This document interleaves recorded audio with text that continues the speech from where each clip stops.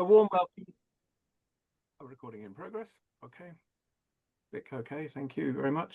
So a warm welcome and a deep thanks really to all the commissioners for all the excellent hard work over the last 5 years, and to Essex County Council for all the secretariat support of all sorts across the SIG groups and for the main meetings over the first 5 years. This is now the first of the next 2 years, so the first meeting of year 6 of the commission, and we've had a rotation of membership over the summer, as is kind of customary for such commissions, rotating out some people who have other things to do, and bringing in I think maybe 6 or 7 new commissioners so far.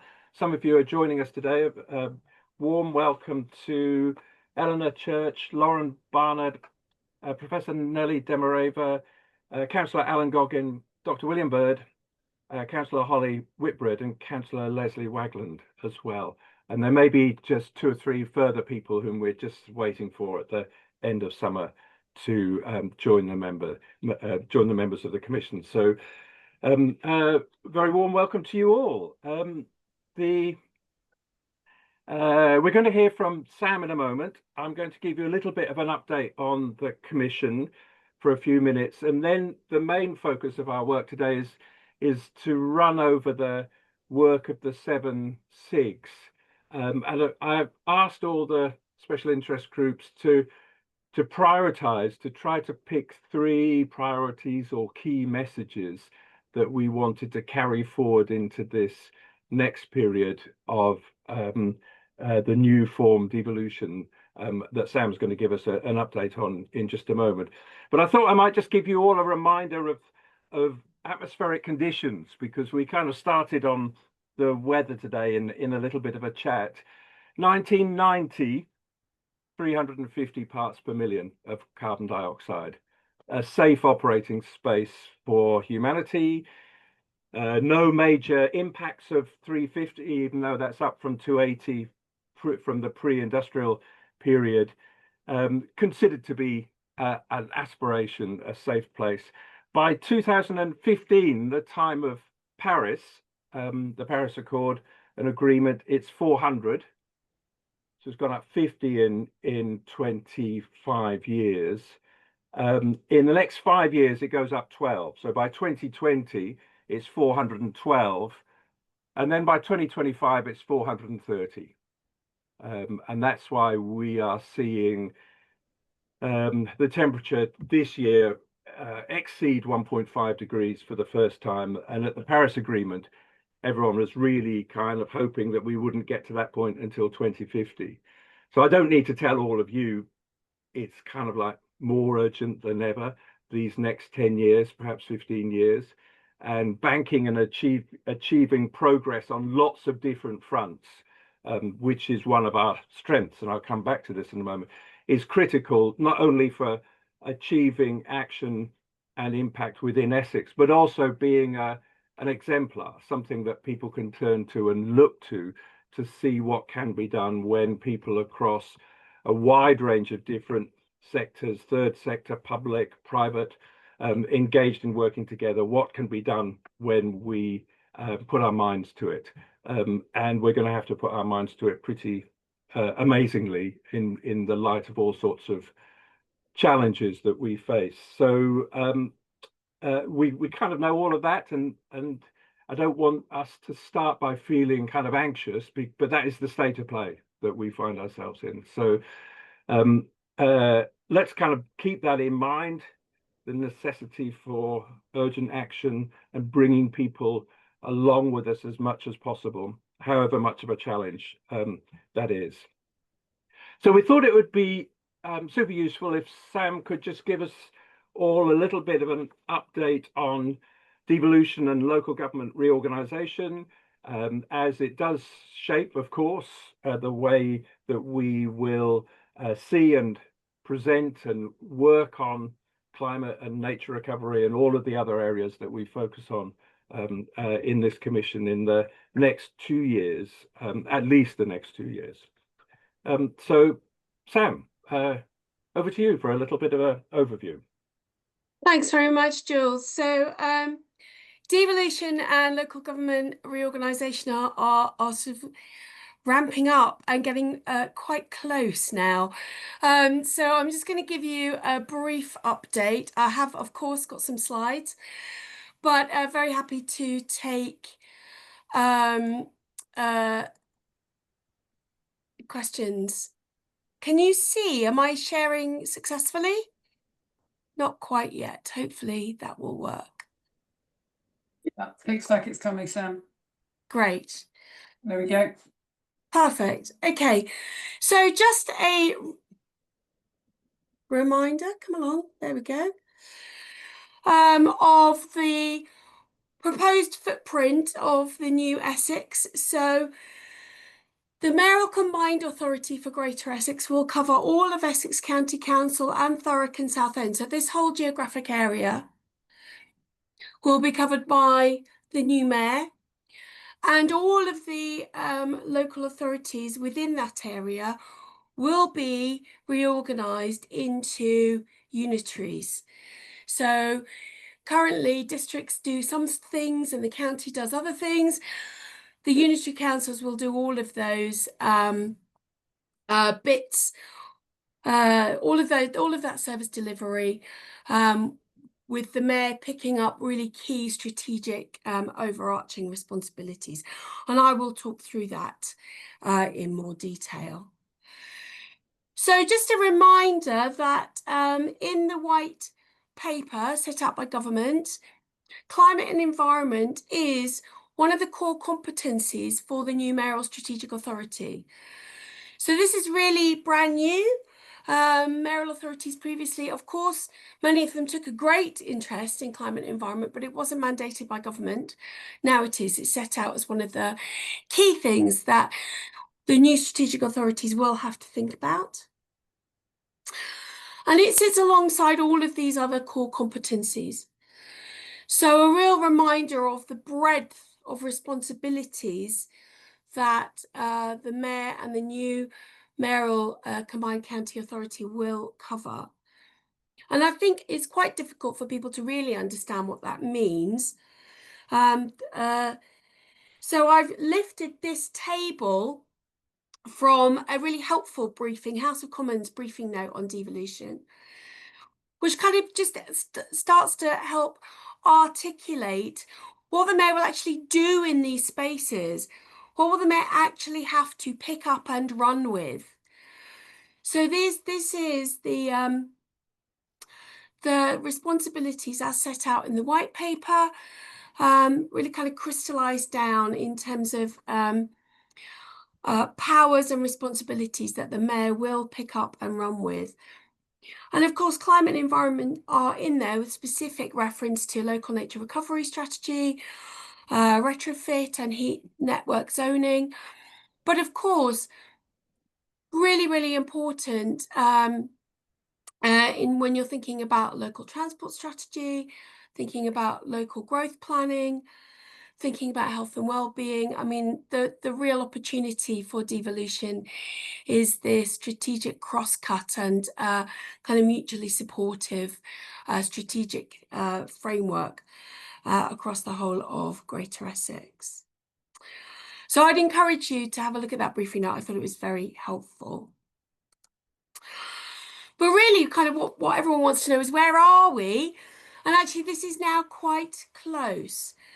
So you'll all know from the last time we met, Essex is one of the priority places that is fast-tracking devolution. And the consultation ran at the beginning of this year. And government confirmed that Greater Essex have met all of the statutory requirements to actually go ahead with devolution last month. So we are in the midst of planning for what that will look like. The statutory instrument will go through Parliament, and that's expected to be passed in February, which is why the mayoral authority can be formally stood up at the beginning of next year, so just a few months away. And then the mayoral elections will be held in May. So I think that's the 7th of May is the mayoral elections. And a few days after that, I think it's the 12th from memory, the MCCA will be formally vested. So I will formally be constituted around the mayor and will start to deliver both these statutory requirements the government have set out for these new strategic authorities, but also obviously the mayor's manifesto. So that's really only a few months away. So the kind of landscape of Essex is going to look very different in the early part of next year. So this is very quick and will be with us before we really know. Alongside that is local government reorganisation. So the mayoral authority is brand new and will pick up some of the functions, some of the strategic work and some of the delivery that's done by Essex County Council, Thurrock and Southend as unitaries. But the bulk of service delivery will be undertaken by these new unitary councils. Now that is a slower time frame. The aim for reorganisation is that you end up with a more coherent, less expensive local government setup. That is the aspiration. And this is where we are. This is a slower timeline. So we are in the process of developing proposals for what those new unitary structures should look like. And as is common, there are multiple proposals being developed. So it's very usual for areas that go through this kind of unitarisation process that there isn't just one option that everyone agrees with. There are in Essex 3 different models, 4 different models. So one business case that is proposing 3 unitaries being led by ECC, 2 models for 4 different geographic splits around 4 unitaries, and 1 that's proposing 5 unitaries. So those all have to be submitted to government by the 26th of September. And then they'll be consulted on and agreed by government. There will be a final decision by government, so by the Department, the Ministry of Housing and Local Government, Housing Communities and Local Government, on which of those will actually be taken forward. So it's not a local decision, that is a decision made by government. These business cases, these proposals will go in and they will be evaluated by government and they will pick which one they think is going to deliver the best outcomes for Essex. And then that decision will land at the beginning of next year. And then all of the authorities across Essex will work together to implement that. The councillors for those new unitary authorities, the elections for those councillors will be held in May 2027. So we have mayoral elections next year and unitary elections the year after. And then those unitaries sit in shadow form alongside the Essex County Council, the 2 unitaries and all the district, borough and city councils for a year to allow final transition across. And then on the 1st of April, formal vesting.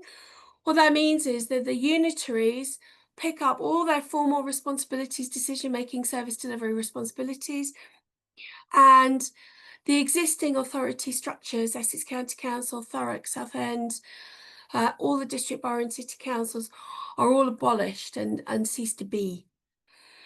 So by the 1st of April 2028, we will have a mayoral authority and a number TBC of unitaries, which will replace this existing landscape. So devolution will happen very quickly. Local government reorganisation will happen in slower time, but there is no doubt, as you can imagine, there is a huge amount of planning going on at the moment to prepare us for this level of change. How will government make the decision on which proposal will go forward? They have set out the criteria that they will use to evaluate those proposals. And all of those proposals will be in the public domain. So there is a local government reorganisation hub. It's online. All of the councils in Essex have come together to make sure everyone can see transparently all of these proposals. The 5 unitary proposal is already on here, and the others will join in the next few days. So you will be able to see within a week or so all of the LGR proposals that will go to government for consideration. So that's kind of where we are. Very happy to take questions.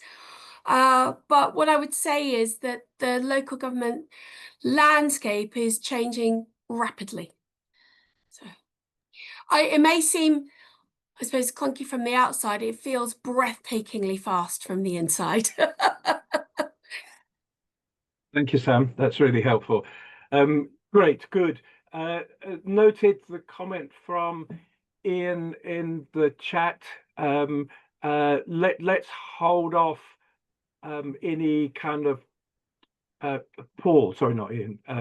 Let's hold off any observations on the kind of the politics, the party politics of what may or may not happen in the future, and keep this to the kind of, we may come back to that. I said that's not off limits, but let's not delve into that at this moment.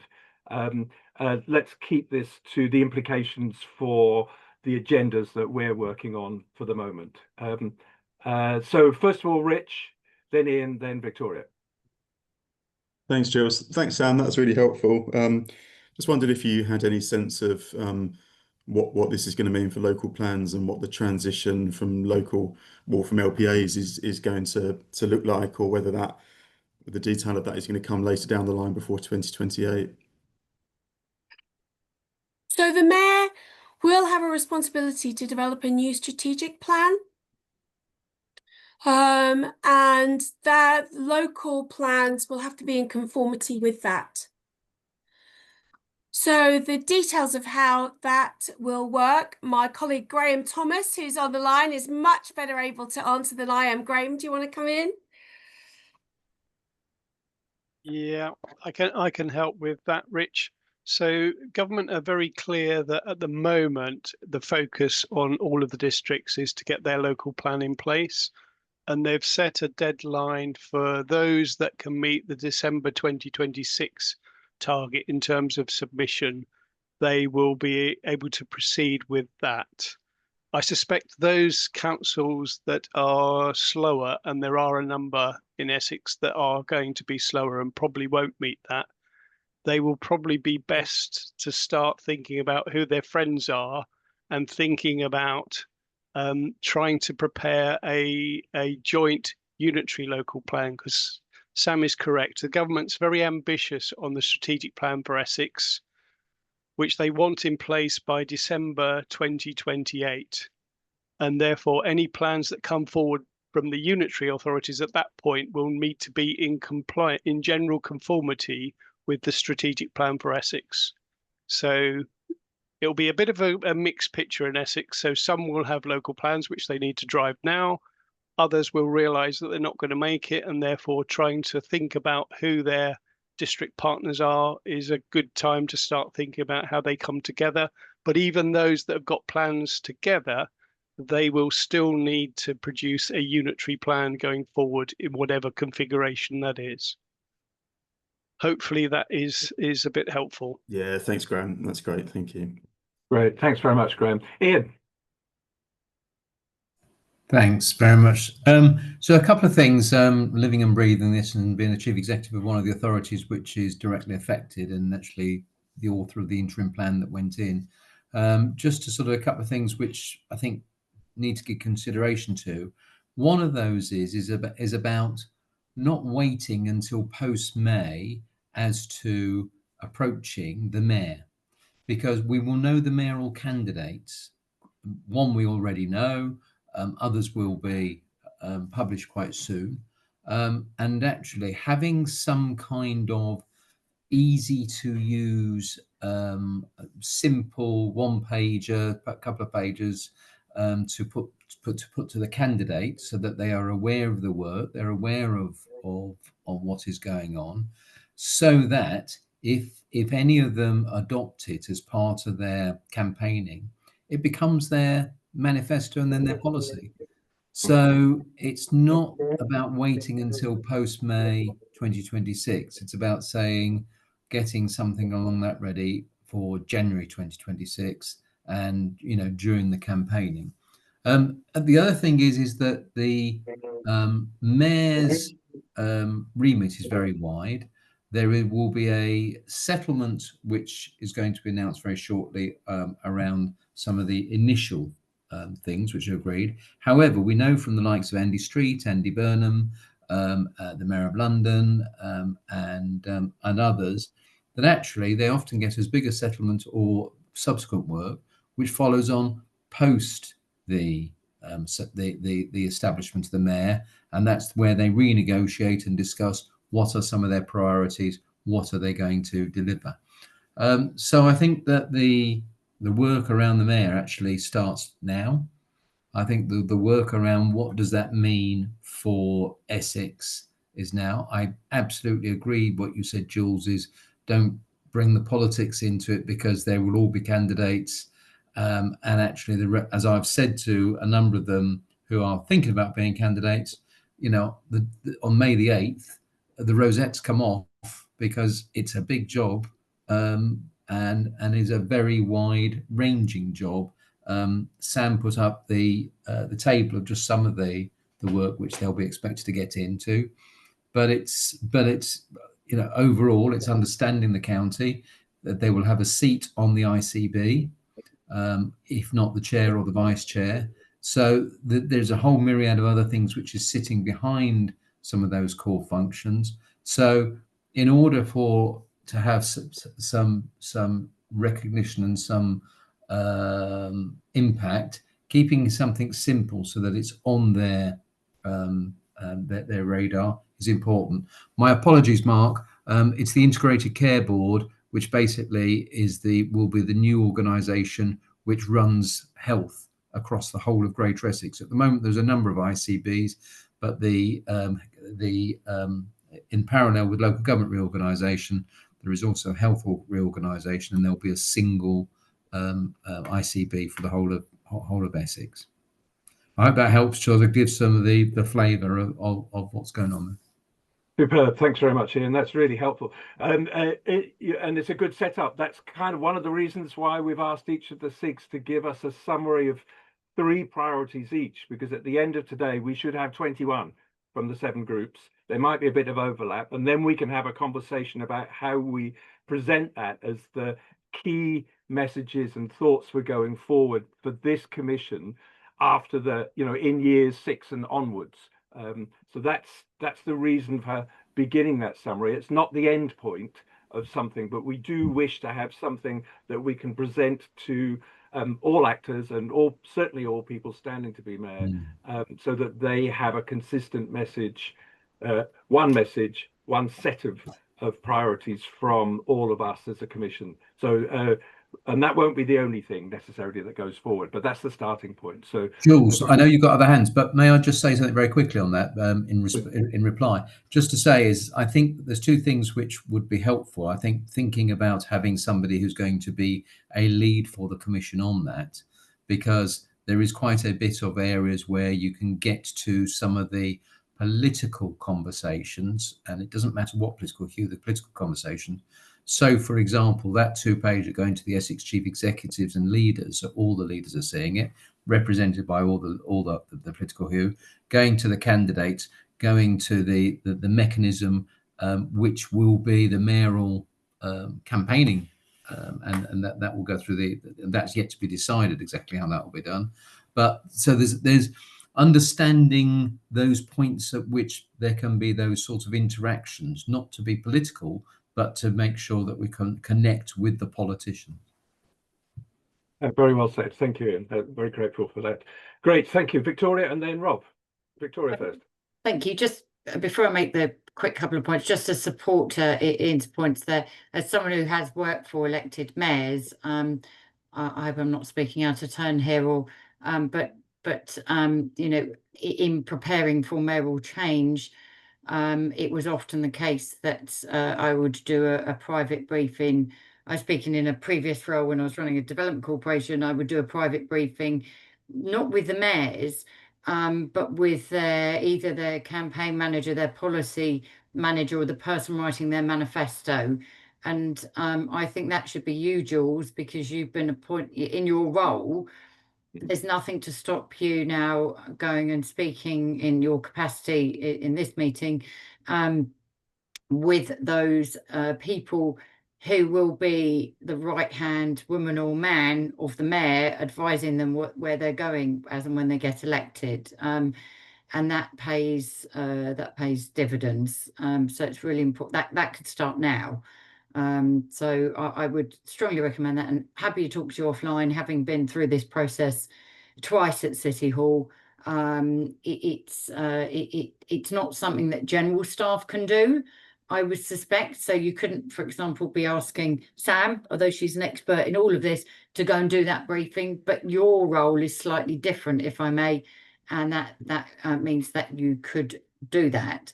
The point I was going to make more for a question for Sam was, given these initial the initial role of the MCCA starts in May, and there is that clear competencies or requirement, should I say, for climate, is there an assumption that some of the team and, you know, that capacity sort of rolls into that shadow authority straight away, in a virtual sense rather than physical, but might need to ensure that it is very much part of that core competency requirement and is very visible within that?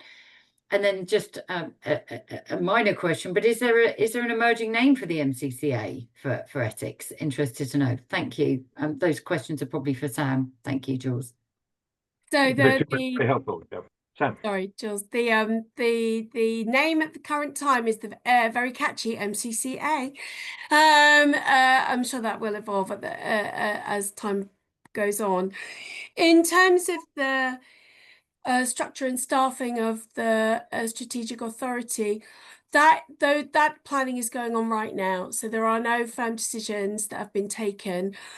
There is a lead sponsor group that is looking at that, and that will emerge in due course. So obviously planning at pace, but I don't have any firm decisions that I can share with you at the moment.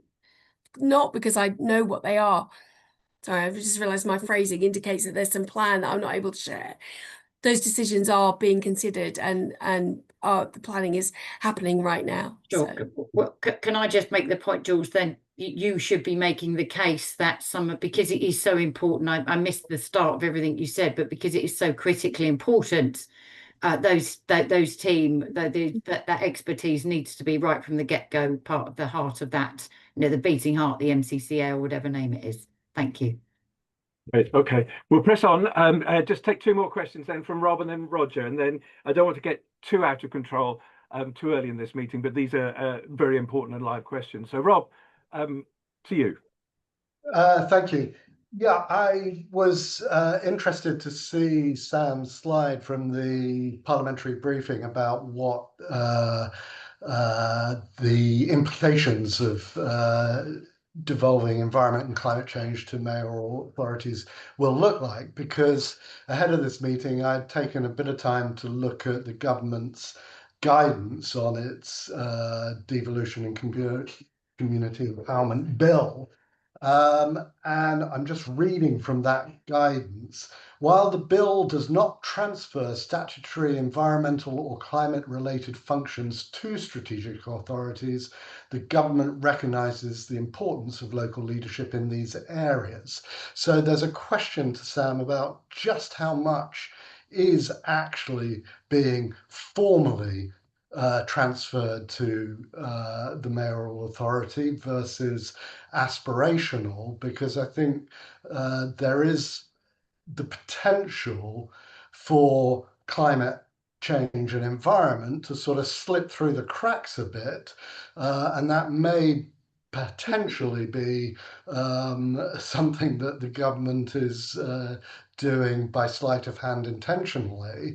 And I think this commission perhaps has an ability in its 2 years, while still under the auspices of the county council, to make sure that we're banging the drum to make sure that that doesn't happen.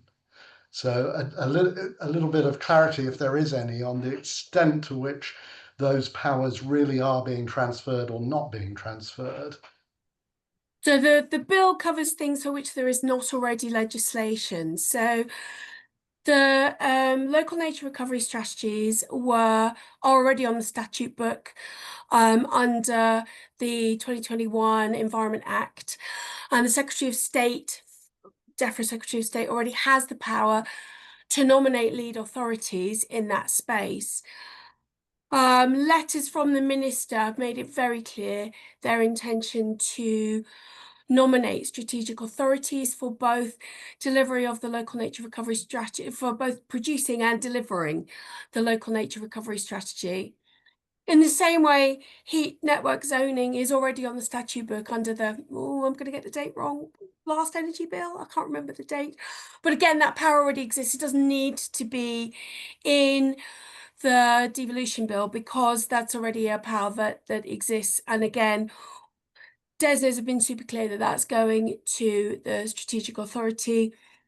Retrofit, again, the white paper and conversations with DESNZ have underlined the responsibility for housing retrofit will come to the strategic authority. So for those specific elements that are outlined in the House Commons briefing and are outlined in the white paper, those there already are absolutely on the statute book in some form, and they don't need to be in the devolution bill. I think in conversations with civil servants, there are ambitions to grow that role, but that would be subject to future negotiation with mayoral authorities and any future guidance from government through whatever mechanisms government choose to take with the evolving strategic authorities. Very helpful. Thank you, Sam. So we have got two different boxes here to begin with. We'll keep a watch on that. Let's just hold that thought because we've got a bit of clarity with things, if powers are already there, where that's going to strategic authority, and we've got thoughts as to what will be under MCCA in due course. Last question then, Roger.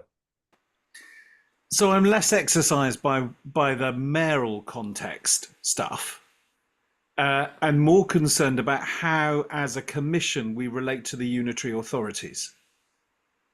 Because there will be some things where potentially our work will be easier because there will be fewer authorities that are, say, handling things like waste, recycling and things like that. There will be fewer planning authorities, but there will be more people looking after transport and this sort of thing, although some of that goes off to the mayoral. So I think that the tricky thing about the work that we do is that it is not a discrete entity, but actually impacts on the various works of the authorities in the different contexts. And therefore, we need to find an effective way of working with the unitary authorities, particularly around, waste, around recycling, around transport, around planning, ways that will make sense that we can't do at the mayoral level because those delegated responsibilities to the council will remain. So I don't know, Ian may know, whether there will continue to be an Essex leaders group, much as there is at the moment, but we need to think about how we configure ourselves as a commission so that we are effective in our dealings with the unitary authorities. Very good, Roger. Thanks very much. I'll take that as a comment rather than get Sam to come back on that. Ian may have a point to make on that in particular. Yeah, I think it's probably more in my area than Sam's. This one is leaders and chief executives. Yes, there will be one, Roger. Obviously, that will comprise the 5 unitaries, the 4 unitaries, the 3 unitaries, whatever's the outcome of the configuration. But but that plus representation from the mayor, police, fire, as it is now. So I think that will still be a conduit to all the unitaries. On a wider point around the unitaries, of course, is that they will be new political organisations, and they will each take their own political decisions as to what they will invest in, what their priorities are. So it goes back to a bit around the conversation around the mayor, and it's about influencing the priorities which are going into those organisations. So unitaries, just like the districts and county councils, have certain statutory responsibilities around climate change and around some of the work which we do now, and the unitaries. But it's a bit like the Mini or the Rolls Royce. You can, you may have to do something, but do you buy the Mini to do it, or do you buy the Rolls Royce to do it? So it's about influencing those new unitaries as well. The shadow boards will be elected in May 2027, and actually they'll be starting to set some of their policies and their thinking during 2027. So the real work around influencing the unitaries will be during May 2020, during 2027, when they will come into being in 2028. One last thing to say is, though, is not all the authorities, whilst they will no longer exist, the transition into unitary authorities, the disaggregation of budgets, the harmonisation of taxation, the harmonisation of services, the myriad of, obviously, the changes for staffing reorganisation usually takes between 5 and 7 years. So Northamptonshire, Cornwall, various other ones, actually, it doesn't just happen overnight. So it's a gradual process. But going back to my kind of more general point, is it's about influencing the unitaries, just like the mayoral, and so therefore that easy use guide of what's happening and what action is really important. Thank you very much indeed, Ian, and thank you everybody. That's been very helpful. So some clarification, some things open, certainly a lot about to change. We have a role to play in that. I have a role as the current chair of the commission to do the most that we can do to shape those emerging kind of opportunities and priorities as we go forward. We had 20 minutes at the end of the meeting for discussion, so I thought it was more important that we get a little bit of depth into those questions and issues that have come up at this point. So we will catch up our time in a little while. So if you are happy, I will move on then. And thank you, Sam, for fielding that and setting the scene for us. Can we have those slides sent round in the pack afterwards? Louise is nodding. Apologies, everyone. Normally we do get slide packs out beforehand, but lots of people have been on holiday, of course, because it's the beginning of September and August has just been. So we didn't get all the packs until quite recently, but we will send them out to everybody, the SIGS ones that we're going to look at shortly. A brief summary then from me over priorities, not priorities, an update of what we've achieved, and also something about how we talk about what we have achieved, because this is, as Victoria's mentioned, as Rob's mentioned, as Ian has just made very clear a couple of times, the story we tell to a number of different people now is super important.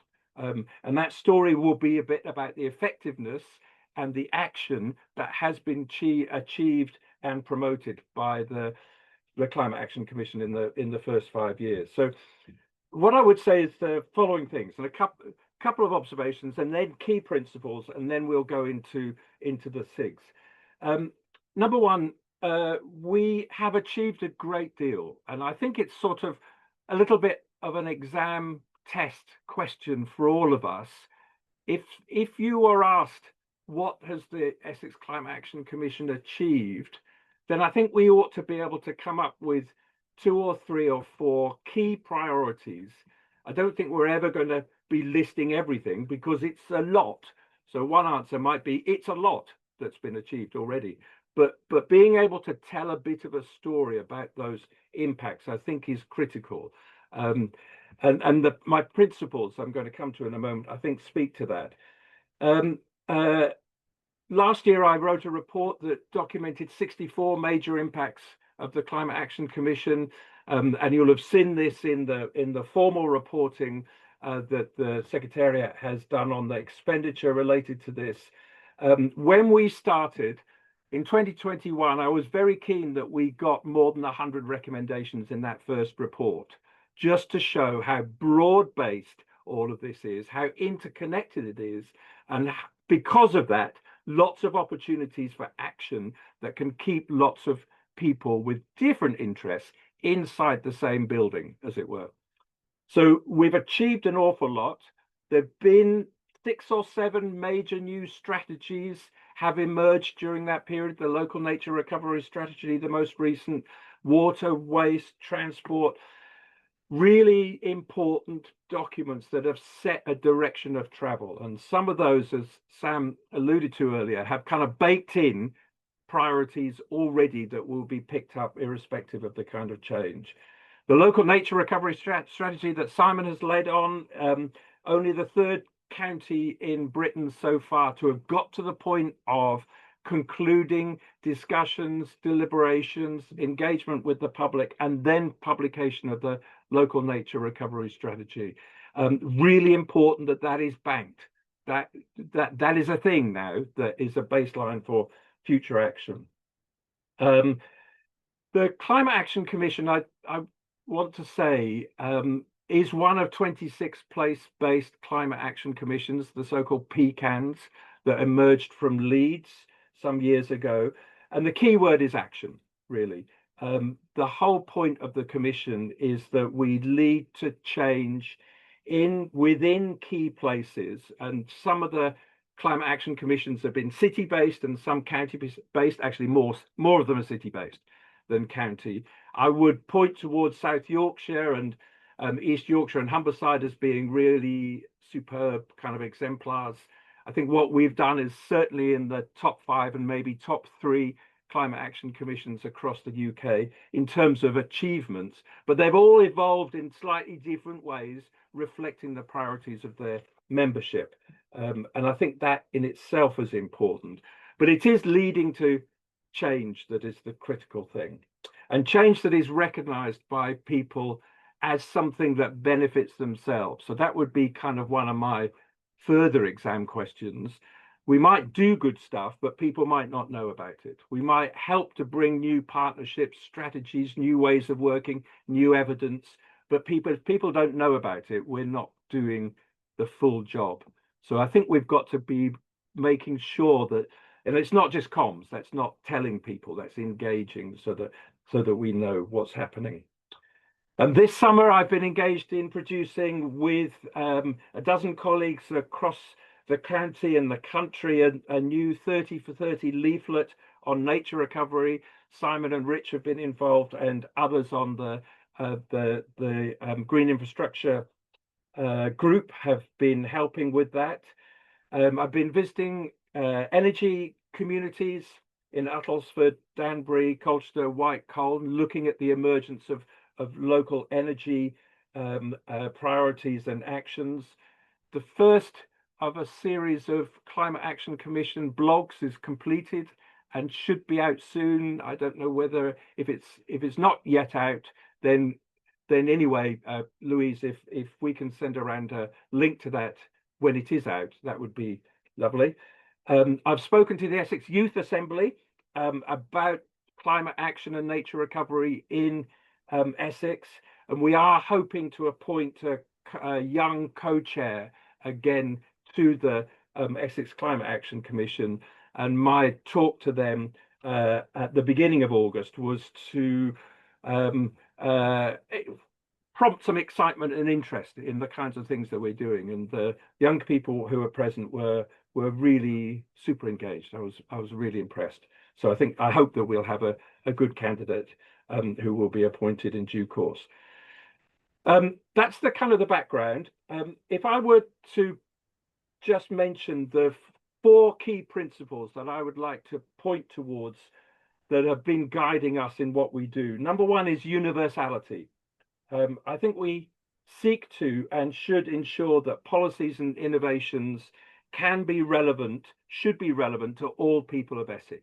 So the idea is to make sure that these are not priorities that only suit certain sectors or particular places. This is about universality. Number two, that many paths and options are being offered to move towards low carbon living and working, so that individuals and businesses are able to select the paths and priorities that suit them best.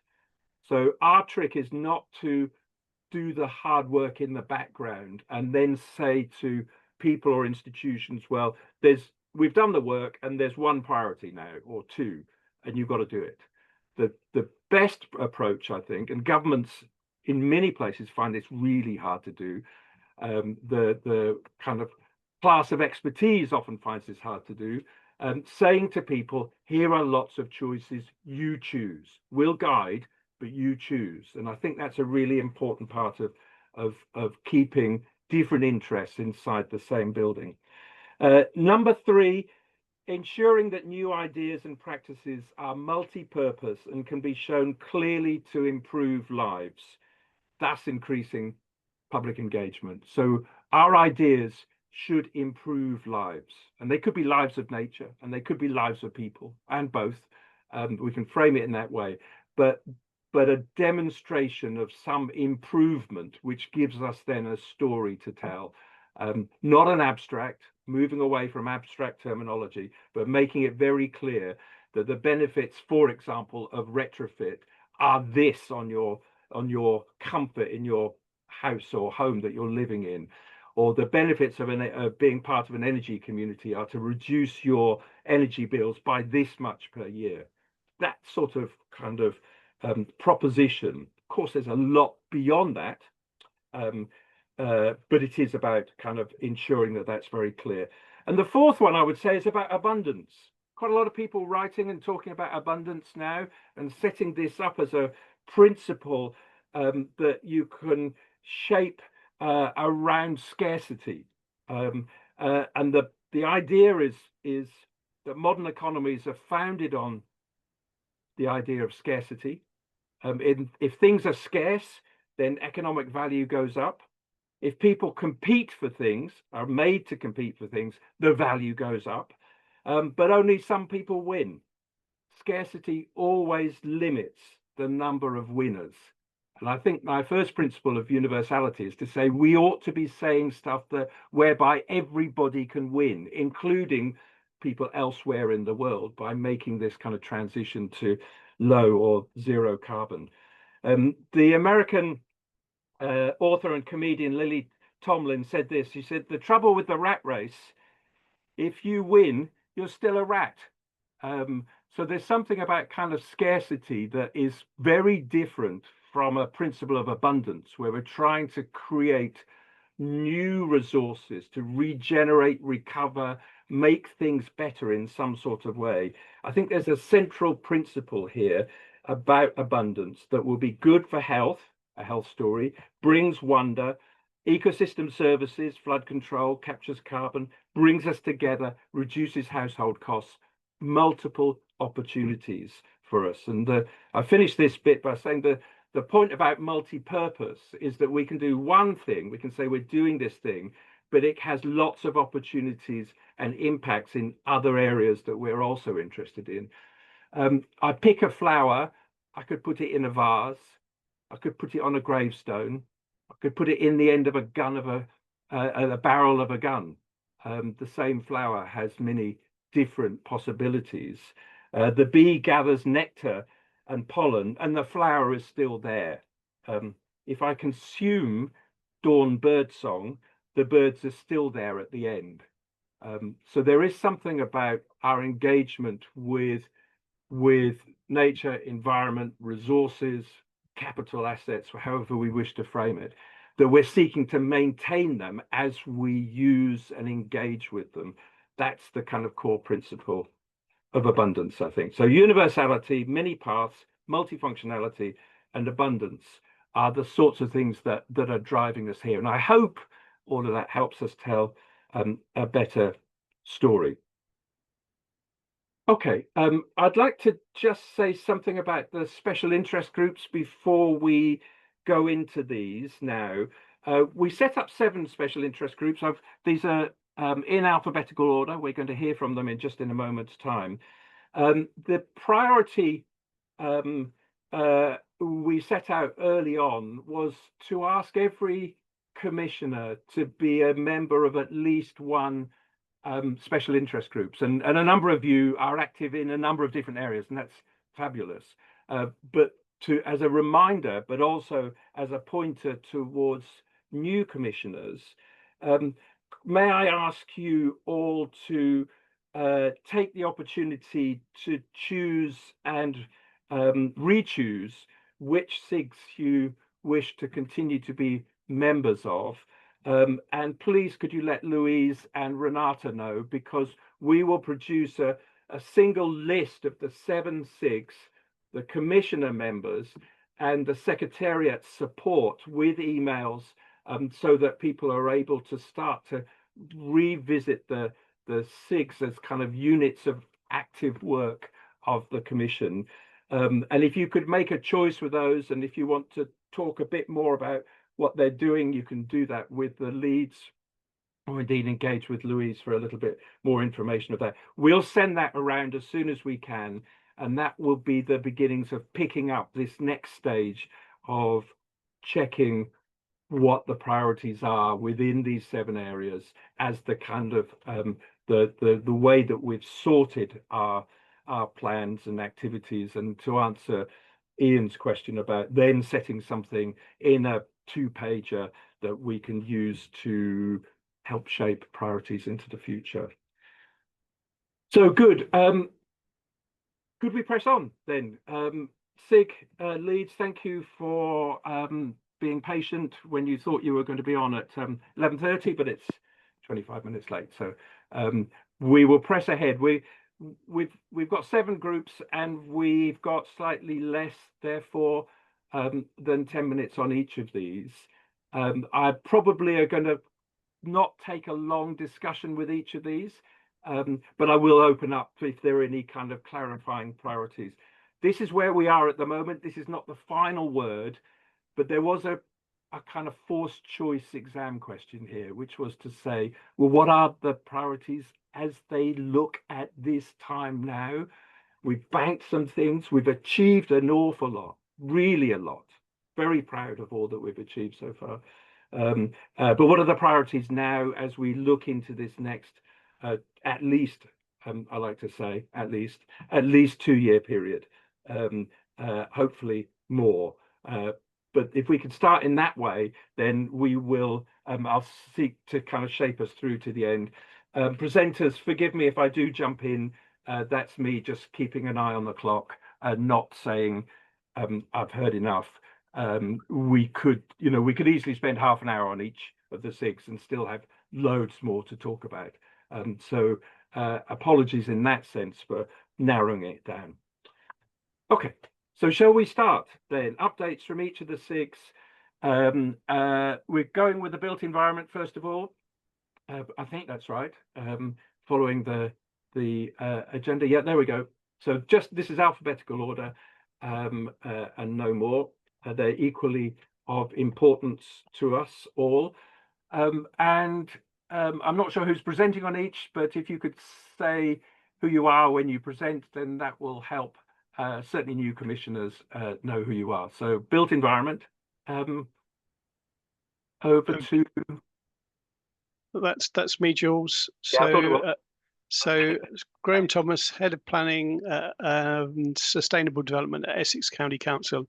And apologies to my commissioners, we haven't had a bit of an update recently. So just to remind us, we've been focused on 3 of the really strategic challenges set out in the ECAC report, which was new schools. All new schools by 2022 had to be passive zero, so net zero, passive house style.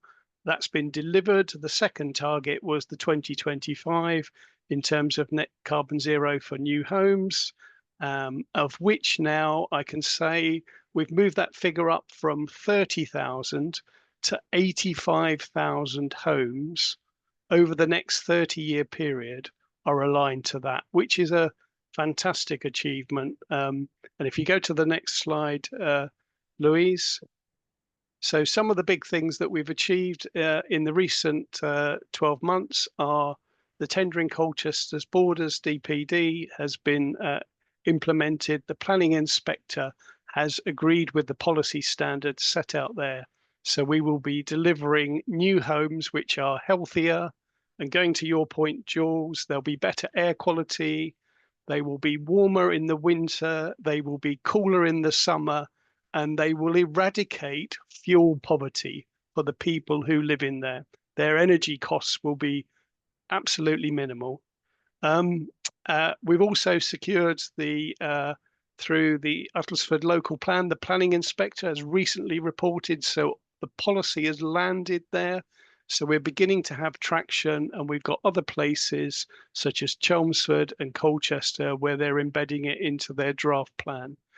The other thing that we've done is we've published open legal advice, which is up on the Essex Design Guide website, which other local authorities from all over the country are using. So we are now recognised for our leading approach in relation to the built environment. And we've got, we've put a lot of material, a lot of helpful material now on the Essex Design Guide, which has been structured around climate change as one of the big drivers in terms of how we create places. And there's a whole raft of new information. So if anybody's interested in that, and we're really working very, very hard to support all of the district councils. Next slide, please. So one of the big things that we're working on now is the 2030 target, which is about moving that standard in terms of building those homes to an even better, more resilient, healthier standard. A lot of that work is now ongoing. We've had some really helpful policy advice produced, and we're working to turn that into sort of a practicality well ahead of that 2030 ticket. And the next slide, please. So what are our priorities over the next 18 months? Appreciating I'm marching through this. So one of them is around a viability challenge, to demonstrate that delivering this stuff does not cost more money than doing a bog standard building regs. We want to do more in relation to implementation and monitoring. We've done some work with Anglia Ruskin University students over the summer period to look at some best practice, looking at some of the existing schemes.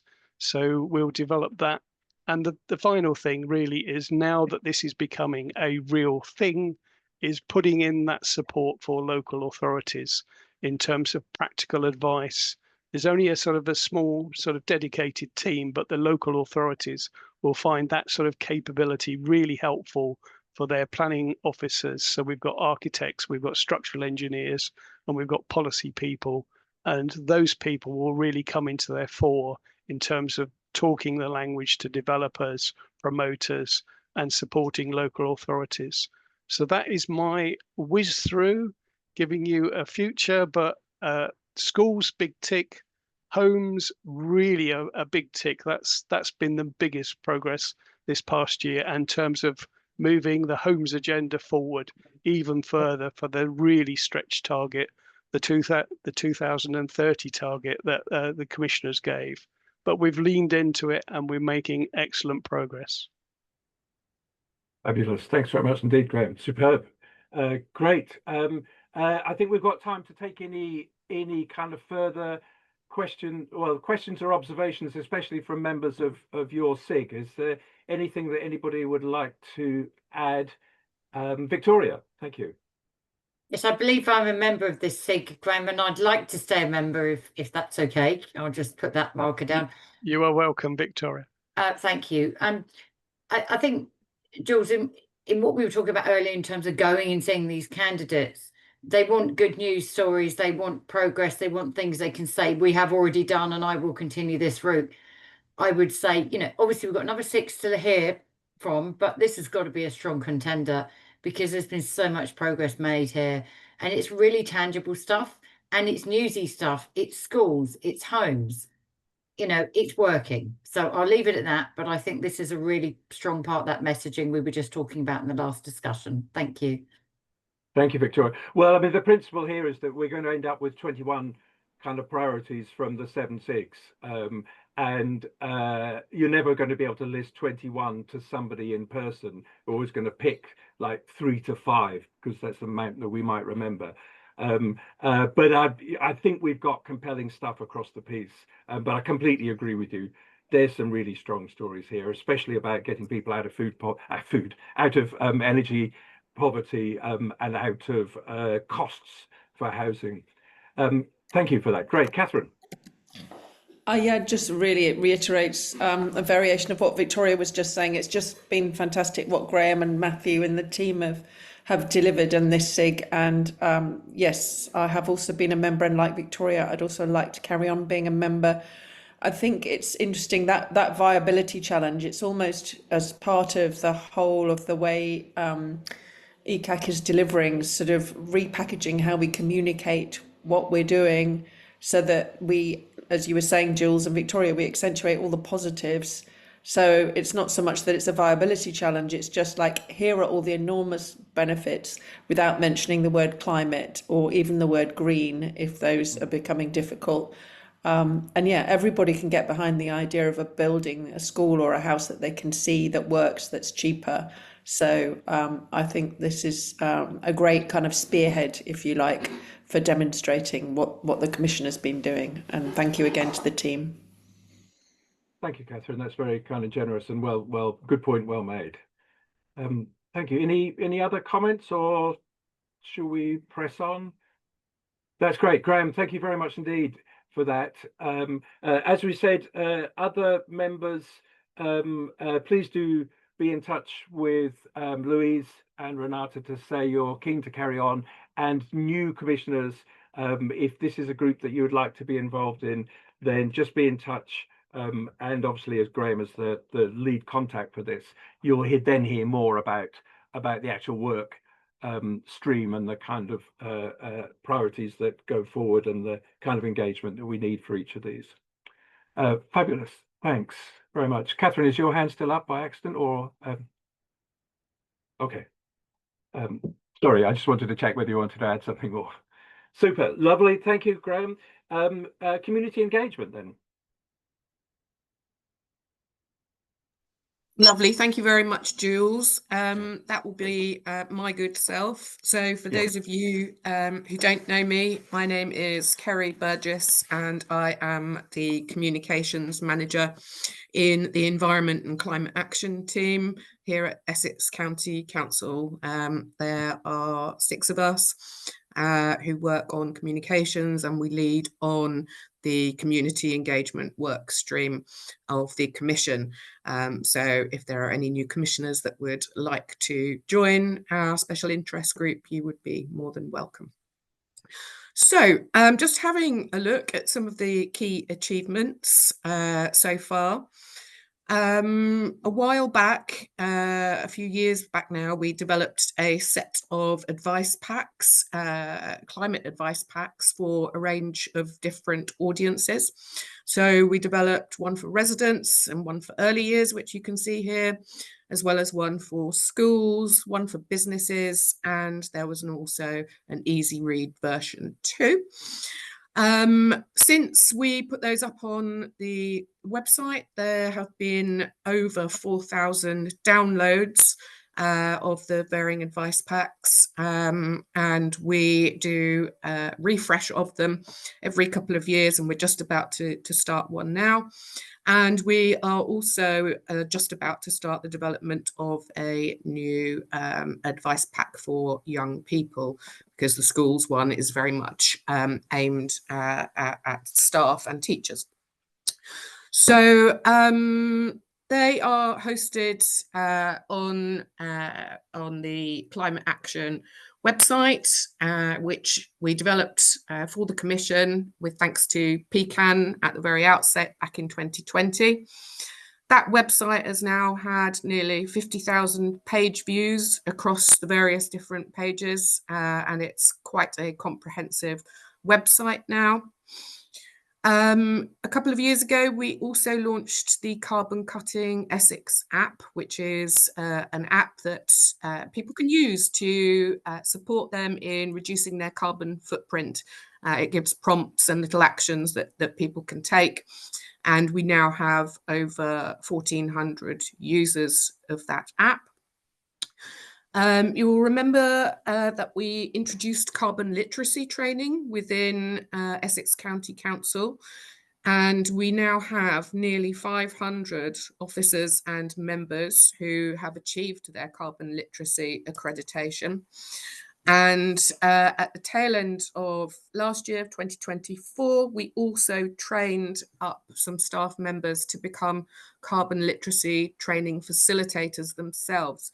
So since January, it's our own staff that have been delivering the carbon literacy training to other staff and members. And what's really exciting is that we've also had a cohort of us do the training for water literacy, which is currently being piloted. Our cabinet member, Councillor Schweer, who I've seen on today's meeting, and his deputy have both done the training too. And we are talking to WaterWise to run a bit of a pilot for the water literacy training, a bit like we did with carbon literacy training at the outset, whereby we took an off-the-shelf product that had been developed, we adapted it so that it was specific to Essex using Essex examples. We're currently in discussion with WaterWise about doing that for the water literacy training in the same way that we did it for the carbon literacy training. So we're really excited to be doing that. If you could move to the next slide, please, that would be great. Thank you. So in terms of new and emerging policy, there's a new climate action plan doing the rounds. We have also got the really exciting launch event for the local nature recovery strategy, which is coming up on the 23rd, I believe it is, of this month. And we will be having a presence there from the community engagement team so that we can promote all of the materials that we're talking about now. This is also sort of set in the wider context of the government launched its plans and progress to net zero report in August, and there is on the way a refreshed carbon budget delivery and growth plan due this autumn as well. And the Climate Change Committee also published a progress in reducing emissions report in June of this year. We can just move on to the next slide. That would be wonderful. Thank you very much. So looking forward, what have we got coming up? Well, there's lots in the pipeline. We have been working very hard in the background to develop some new platforms, so a new website and some social media channels, which will be branded Sustainable Essex. And the idea behind this is that it is going to be a platform for not just Essex County Council to use, but for local district and boroughs, the unitaries when the new unitaries when they're established, for local community groups, for everyone interested in climate and sustainability in Essex to come together and find everything that they need and promote everything that they're doing on these new channels that we're developing, and we hope to launch very, very soon. So watch out for some information about that. We also have been purchasing some school sustainability kits. So these are kits which contain things like planters and seeds and gardening equipment, encouraging young people to be more sustainable.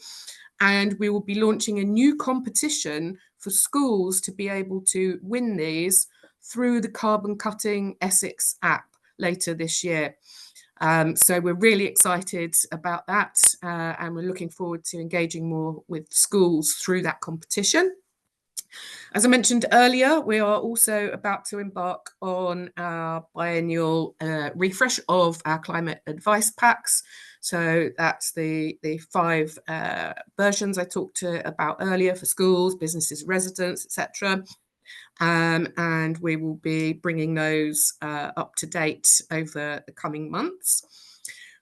We are also, as I mentioned, developing another advice pack, a brand new one for young people. Going forward, we were quite aware that we don't have too many resources for young people, so we will develop an advice pack for them. We'll work closely with the Young Essex Assembly and our young commissioners to develop that. We're also about to do, hopefully, do a pilot of the water literacy training, as I've mentioned, and then preparing for everything that all the changes that Sam was talking about in her presentation earlier. So that's a quick roundup of what's been going on in community engagement and what we're looking forward to. Yeah, thank you very much. Brilliant. Thanks very much, Kerry. I might just ask you to do one, not now, but one more kind of round with your SIG to come up with the 3 priorities, so that we've got more than 3 in a list there. Things could be combined around. Well, I'll leave it to the group. But we want to be able to go first priority, second priority, third kind of thing. And for example, community engagement, as I said earlier, I've been on the ground talking to members of energy communities in 4 communities in Essex, and that's a form of community engagement. It's being led by the energy group, but you could have that in here as well as somewhere else, because I think they have the opportunity to deliver quite a number of the principles that I mentioned earlier on. So if you could just have a little think about that before we finish this line of work with the group, that would be great. But thank you very much for that. Jackie, first of all, and then Catherine. Welcome, Jackie. Thank you. And well, first of all, Kerry, brilliant. I always love it when this gets presented, because there's so many exciting, successful things. But I was actually going to pick up exactly what Jules said about let's sift through. But I was going to make a proposal, but Jules has kind of put his finger on it. Every single one of the SIGs has got these different engagement communities. And I think that somehow here with communities, we could try and bring that together. So the top priority would be to sort of integrate all the different groups so that the same messaging is going out. So even if you're meeting on the energy discussion point, you could bring in other items into that. So sort of more coherent picture.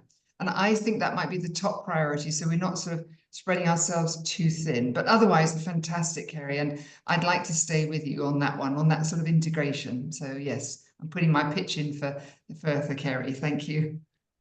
Thank you, Jackie. Very well. That's excellent. Great. Catherine.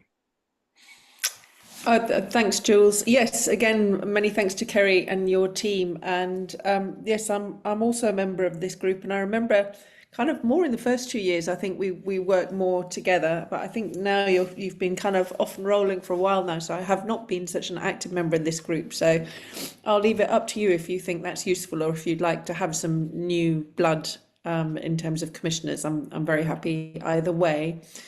I wonder if, given what Jules was saying at the beginning, I wonder if there's some kind of opportunity for reframing some of what this SIG does, in terms of, we could be talking about, picking up on Jackie's point, how what ECAC has done is helping you and your family, how what ECAC is doing will help you and your family, and how what it plans to do will help you and your family. And if we picked those 3 frames, we would move away from what's currently quite supply driven at a sort of individual or community level for what individual efforts that people can make.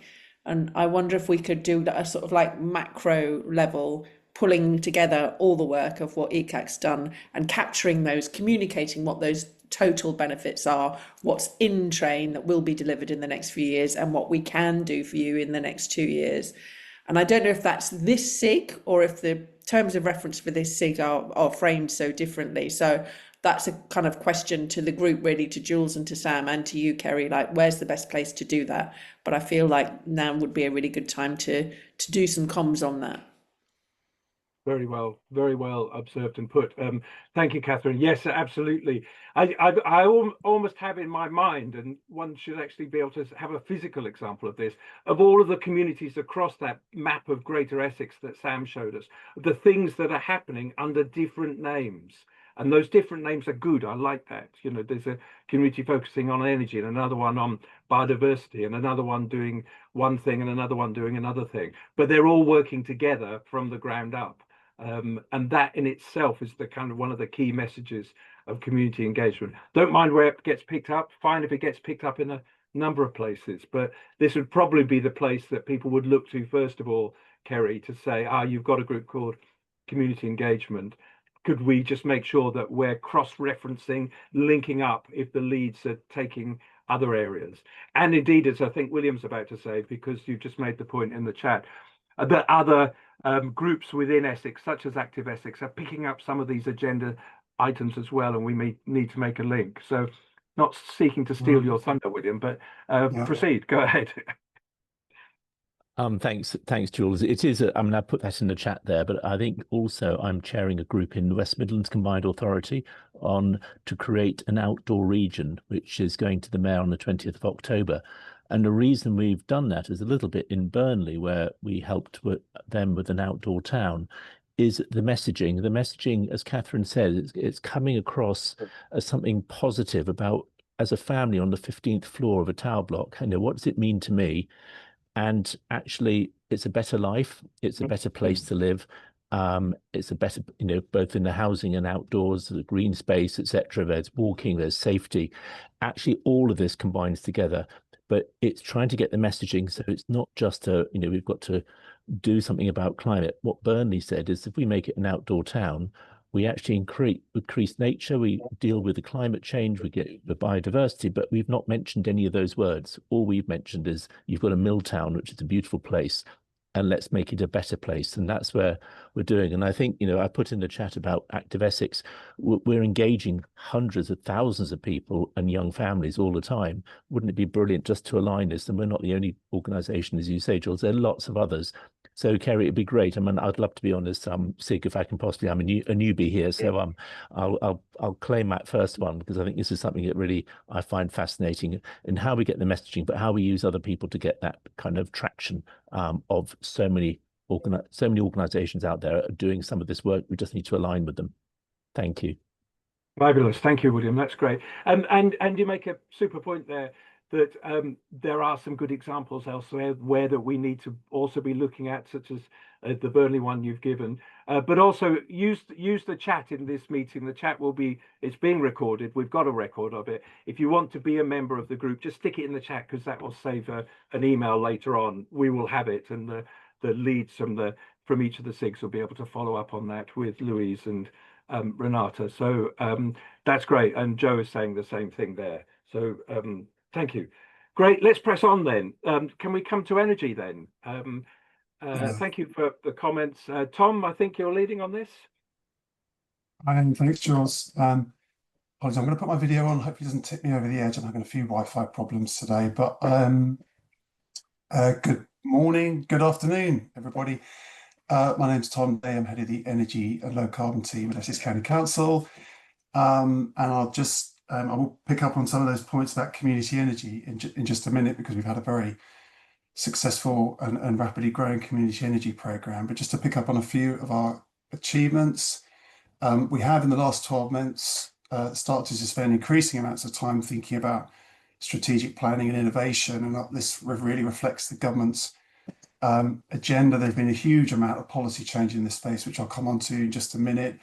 But we are in the process of creating a local area energy plan for Essex. So this will look at a pathway to a clean power system across heat, power and transport.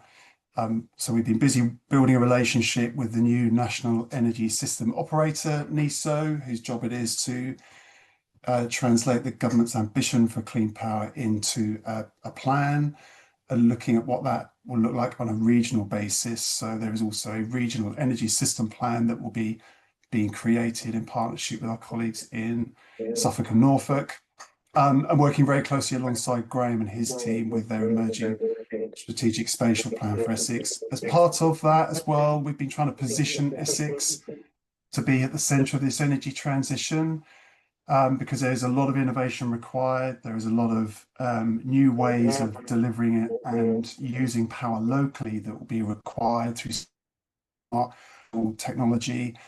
And so we've been very successful in attracting funding from Ofgem and their Strategic Innovation Fund for a project called Shield, looking at low carbon heating solutions for vulnerable households and social housing, and also Innovate UK's Net Zero Living Programme, through which we've been looking at some of the non-technical barriers, such as community engagement and getting residents on side, to delivering smart local energy systems, so solar and storage for whole communities. And through that, we've created an Essex Community Energy CIC, which is now not quite today, but almost very, very close to securing the first tranche of private investment into these projects in Essex, which we hope will scale rapidly. We have continued to deliver solar to domestic customers through our Solar Together scheme. That's been running for several years now, and to date that's delivered nearly 2,500 solar installs on domestic properties, about 10 megawatts of solar capacity. That's a really strong message in terms of making solar more affordable for homes and helping people to reduce their bills. Off the back of that, we worked with our private sector partner, iChooser, to deliver the first collective heat pump purchasing scheme in the country. We trialled that last year. And we had a target of 100 installations, and we met that target. Off the back of that, we're now launching the second scheme in partnership with Surrey, who've also come on board, and they'll be running it. So we're really pleased to see how that goes. Retrofit funding and energy efficiency for low-income households. We've been busy working with the Greater South East Net Zero Hub, the government's home upgrade grant scheme. That saw installations in over 1,000 low-income households, again, reducing energy bills for fuel-poor homes. Off the back of that, we launched the first Essex-wide energy company obligation scheme. So this is funding that the energy industry has got available to support low-income households to put retrofit and energy efficiency measures in their homes, making their homes warmer in the winter, as well as reducing their bills and bringing public health benefits. We're really delighted that that's now running on an Essex-wide, county-wide basis for the first time, and we have secured a further £6 million worth of retrofit funding from the government's latest iteration of the Warm Homes Scheme. We've just appointed a managing agent to help us deliver that, and we look forward to delivering that scheme in the coming 3 years. Community energy, Jules has touched on this. This has been really huge strides made here. We designed and delivered a nationally recognised community energy capacity support program. So going out to communities and opening up doors and asking people if they're interested in working in this space and getting involved. And to date, we've got 8, it's actually 9 as of yesterday, incorporated community benefit societies. These are communities across the whole of Essex now who are looking to develop a range of schemes, such as solar on the roof of a hospital, solar on the roofs of warehouse units. Some of them are looking at developing small solar farms, energy advice to local communities, real raft of things, and a wider group of about 27 communities that we're talking to about their interest in community energy. Community benefits and with the growth of large renewable generation schemes, so solar farms principally, there's a huge opportunity for communities to see genuine community benefit funds and potentially shared ownership to come from those developments. To date, we've seen, working with Graham's team, we've secured a £5.2 million community benefit fund from Longfield Solar Farm. And increasingly, we're seeing private sector developers approaching us, talking to us about how they can deliver community benefits and shared ownership from their projects. Just if we move on to the next slide, just a few images, if we can flick onto the next slide. Just a few images to kind of bring that to life, I suppose. So one of our Solar Together customers in the top left-hand corner. Oops, if we can flip back one, sorry. No, back two. Back one more. Thanks, Louise. So, this is about residents, a lot of this work. So we have a customer for our Solar Together scheme in the top left-hand corner. And the gentleman in the bottom left-hand corner was one of our first customers for the collective heat pump purchasing scheme.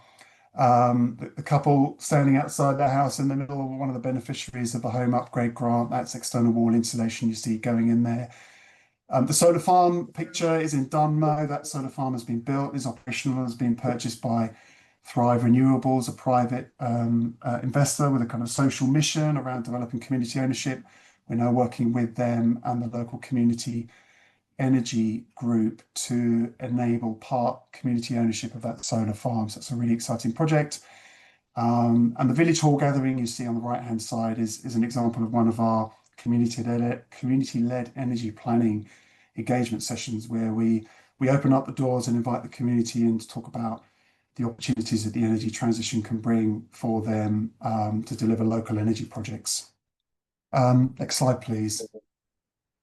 Tom, you've only got a couple of minutes left, so it's going to have to be headlines, actually. No. Yep. We've got a couple So I more won't dwell slides. too much on this slide. This is really just to stress that there's been a massive change and shift in the government's position on this. There's been a raft of policy developments. The Clean Power 2030 commitment means that there's a huge ramping up of investment in renewable energy.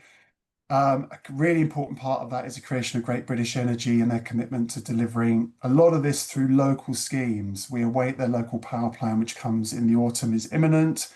Similarly, the Warm Homes Plan, which is imminent, which will give more detail to the government's commitment to retrofit. And then just lastly, the solar roadmap I would pull out as well, which is the government talking about a solar sprint. So how we can see a really big increase in solar generation. Then last slide. So the priorities I see really kind of position our communities in Essex to benefit from this and mobilising clean power.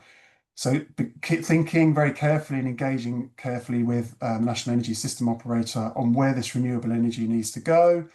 And then really getting behind the solar roadmap in particular. So not just looking at solar farms, but also looking at rooftop deployment. There's a huge opportunity for residential and commercial and smaller scale solar by 2030, and the government has made a commitment to that, and looking at the barriers to that around planning skills, environment, and also multifunctional uses of other spaces. So car parks, and I mentioned water bodies, but also when we come to land use, looking at agriculture and solar coexisting, which is something we're actively doing on one of our projects. I place a real emphasis on local energy and local benefits. I've mentioned community benefits and shared ownership. This infrastructure is going to have a huge impact on our communities. I haven't mentioned the investment that's going to go into the transmission and distribution networks. Really, really important that we engage closely with our communities and support them to really capture the benefits that could come from these schemes, which are huge.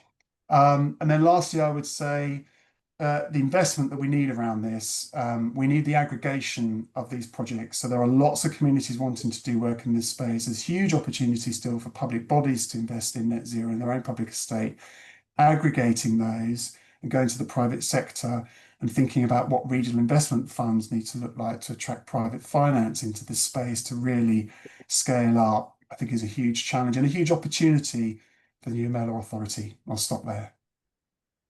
Fabulous. Thanks very much indeed, Tom. Brilliant. Okay, so there's 6 priorities there. So we need to get that down to a shaping of 3, which may leave some really important stuff out.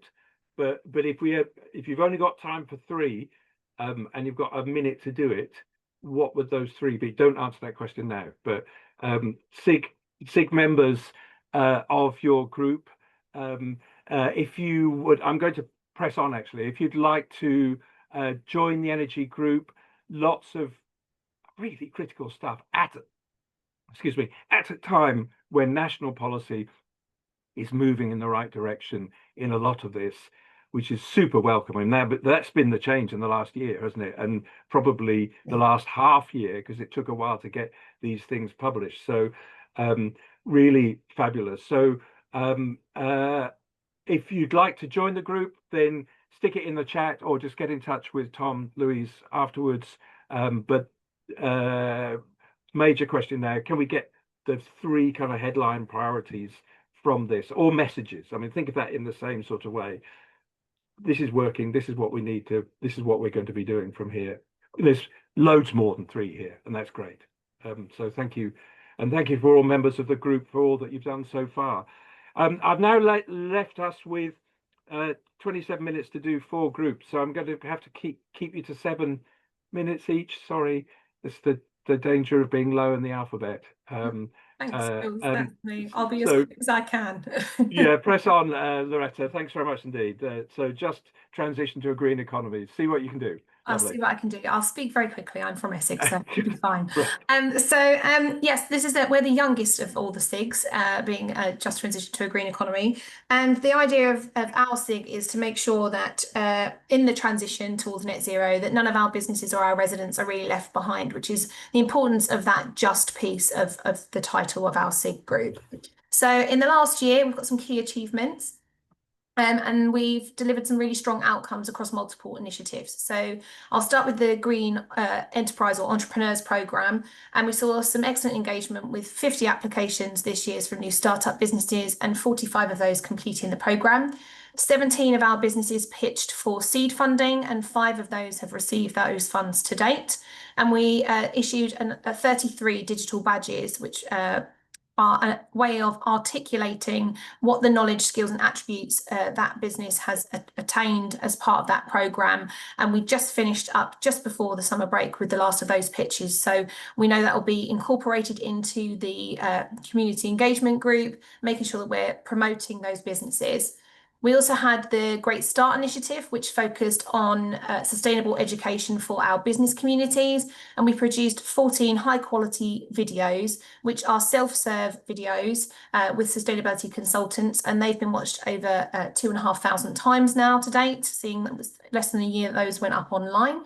And these resources, along with the practical guides around sustainability planning, looking at carbon footprint measures, are freely available on our website. And we also issued further digital badges for those participants. And then we had a really successful event back in May called Green Light to Business Success, which attracted over 100 business leaders across sectors, which was great to see, including senior professionals and CEOs and founders of those businesses. The event was really highly engaging and as you can see from the data there, over 90% of the attendees said they would attend again. And we also gave out 103 digital badges as part of that. And we saw real traction of that on our LinkedIn pages. So there's real traction with individuals articulating the fact that they were part of that particular effort. And then finally, our retrofit training programs, we've really pushed on with this. So this is kind of where we work across SIGs with Tom's team and Graham's team. And we, since the start of our SIG group, have trained over 500 individuals across domestic retrofit training skills. So that is the professional skills, so coordination and assessment. We've got 38 more individuals who are progressing through ACL in Essex. And then equally on the non-domestic retrofit, we pioneered and innovated and trailblazed the first national training programme with the Retrofit Academy. And we filled the first cohort, so it was aimed specifically at businesses that are working on based in Essex. 30 places on that course were filled in 24 hours, so it shows the real need for that training course. And we're now having discussions with Department for Energy Security and Net Zero to have a marketing and engagement programme with them to really help people to adopt PAS 2038 standards as they go forward. Next slide, please. So in terms of new and emerging policy, obviously there's quite a lot that's come out in the economic space. And so we've got the Modern Industrial Strategy, which sets out the 10-year vision for growth and the future of growing industries with real targeted plans for sectors such as life sciences, clean energy and digital technologies. And it positions net zero really centrally as an economic opportunity that will work across the value chain. So it includes foundational industries, including construction and the steel industry. You've also got the Backing Your Business policy, which is aimed at SMEs and highlights their role in the green transition. So we know that lots of firms are taking up initiatives such as energy efficient lighting, but we're not seeing so much in terms of solar panels, etc. And that's equally often difficult given lease arrangements with properties. So the strategy is calling for tailored support to simplify schemes for SMEs so that none are left behind and making sure that it's a real inclusive policy. And then finally, the UK infrastructure strategy outlines the long-term approach to infrastructure planning, prioritising climate and resilience and green supply chains.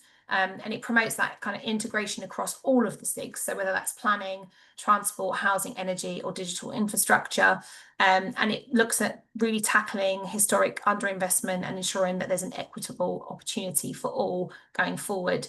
Which brings me on to, and Jules, I'll get these 5 priorities down to 3 by our meeting on Monday, I assure you, with this special interest group. But obviously Sam's presentation alluded to, sorry, next slide, please, alluded to that there's a lot of change happening in terms of local government and local government reorganisation, and economic and business support is part of that will be kind of swept up into mayoral combined authority, and is an opportunity for us to really position Essex as a green, sustainable business support service. So we're looking at these 5 kind of priorities. We'll come down to 3. So delivering all age inclusive careers and skills ecosystem that champions green jobs and focuses on future industries and those that are transitioning.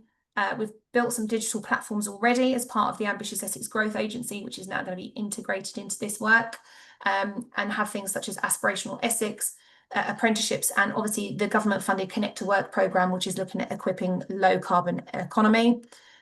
Sustainable business support. So as I said, lots of changes happening in this with local government reorganisation and a mayoral combined authority. So we've looked at launching a single accessible front door for business that will be up and running by the Festival of Business, I believe, in November. And looking at embedding sort of green account management and ensuring that we're positioning our support to help those businesses transition. And then we've got catalysing climate positive public-private partnerships. So we've had some of this over the last year with arrangements and memorandums of understanding signed with Virginia Beach Authority over in America, with making sure that we are sharing our knowledge and expertise, investment opportunities around offshore wind. And we'll be hoping to expand that to other sectors, including green tourism and clean tech. And then Essex Growth Agency is driving a green just transition. So we've got some work that we're championing as part of our service area. So we've got a supply chain portal that we're looking at, which is in design at the moment, to make sure that our businesses can win local work for local people on local projects, including some of our national strategic infrastructure projects, which cross clean energy and the built environment. And then we're looking at climate aligned inward investment programme. So making sure that our programme attracts green finance, innovation funding and strategic partnerships, including leveraging platforms such as UK Reef to promote Essex as a hub for sustainable enterprise. So I will get that down to 3, Jules, I promise you, by Monday afternoon.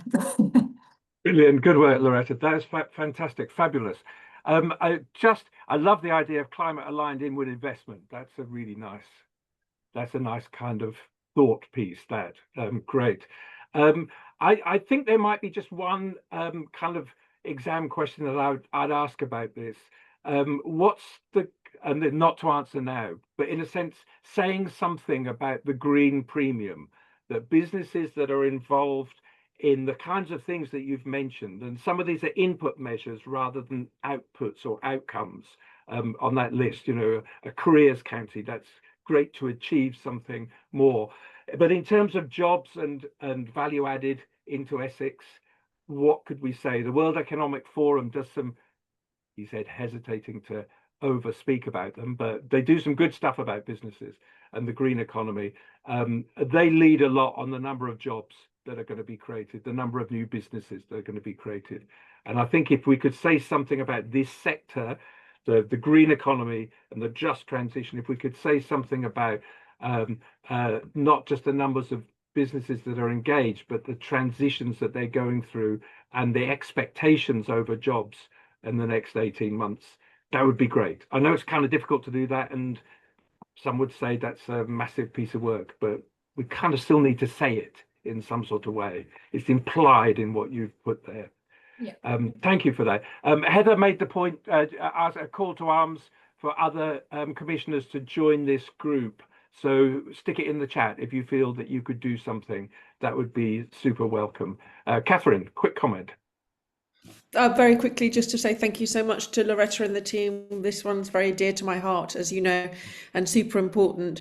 I think especially because, as when you were talking, some of the foundational sectors that are having to retrofit that we've hear about in built environment and energy, this SIG doesn't have that. So this SIG can be all future fit, all forward looking, all positive, and can pick up on the points that Jules is saying. So we can start to tell that really, really positive story and make it at the outcome level. But thank you so much, and apologies I've missed the last few meetings because as you know, I was unwell earlier this year for a few months. Thank you. Brilliant. Well said. Thank you very much. So thank you, Loretta. Yeah, if you could add something about that kind of high level, or even if it's just a statement, businesses engaged in this area are employing more people and adding value to the economy of the Essex, of Greater Essex in the following way. That would be if that's kind of, we can say that in that way. It's implied in all that you do. Brilliant. Great. I've got 3 SIGs to do in 17 minutes. Sorry, guys. It's the first meeting, and I do finish on time. So land use and green infrastructure. Sorry, you're going to have to be super fast. We're down to 5 minutes for each group now. Really sorry. Thanks. But let's see how we can go. Douglas, yeah, I know, and that's a curveball for you as taking over this from John Meehan. So welcome indeed to this, and away you go. Thanks very much, Jules. Yeah, I'll do my best to keep as close to 5 minutes as I can. Yeah, good afternoon, everyone. I'm Doug McNabb. I'm the Head of Climate Adaptation and Mitigation at Essex County Council. So I'm going to run through the land use and green infrastructure piece. So firstly, in terms of key achievements over the last year, I've highlighted a few here. The Essex Forestry Initiative concluded in 2025 and was really successful in terms of the number of trees planted across the county. So that was definitely a big win. The second key achievement I've highlighted here is all about the local nature recovery strategy, which was adopted in July, and as we've heard from others, was very much the first of a handful published across England. And we're really keen to move into the delivery phase on that now. We also recently had the biodiversity plan approved by Cabinet, which relates to the strengthened biodiversity duty on public bodies and sets out how different services across the council will fulfill that duty. Other achievements here, we've got a great ongoing project around green infrastructure and sustainable drainage projects in schools, which are fantastic projects in themselves, but also for raising wider awareness.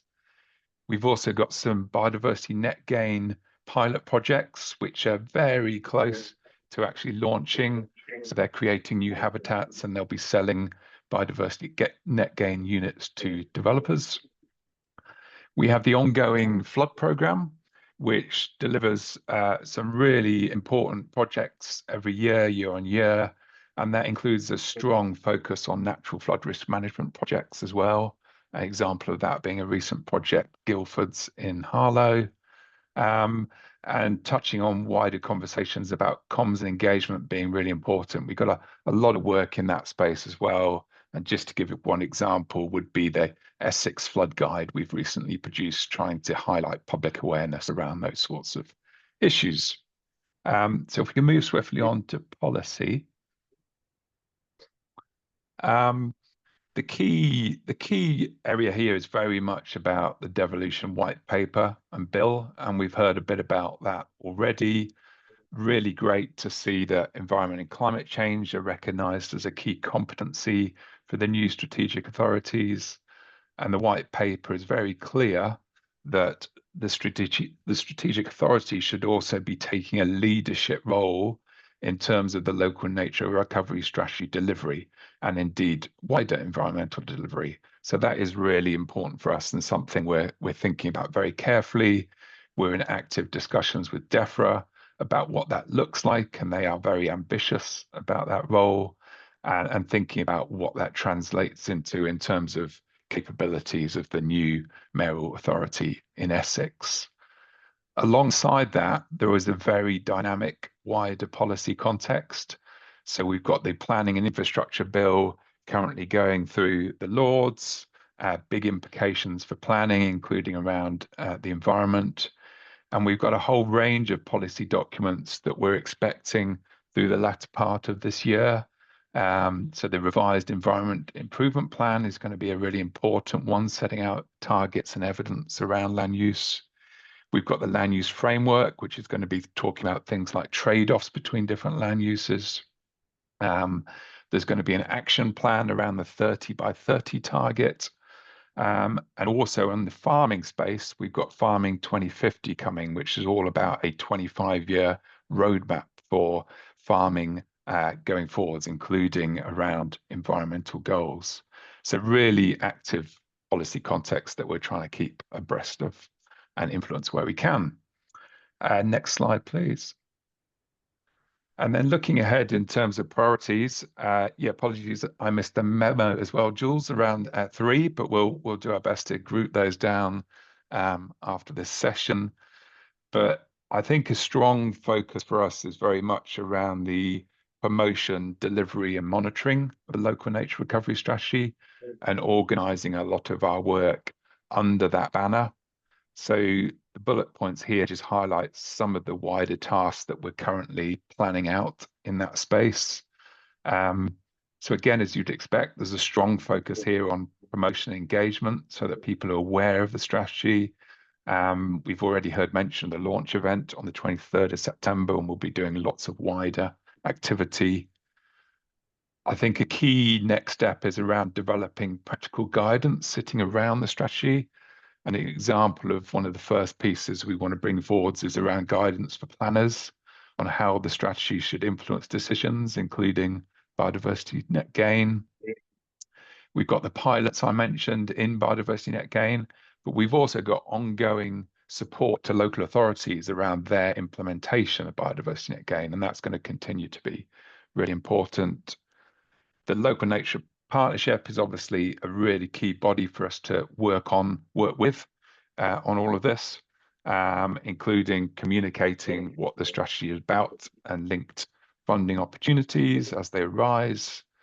And we're also really thinking quite carefully about key partners to work with on this delivery, including opportunities related to new green finance developments, and supporting strategic bids as well. So potentially around the new new landscape recovery funding when that is announced.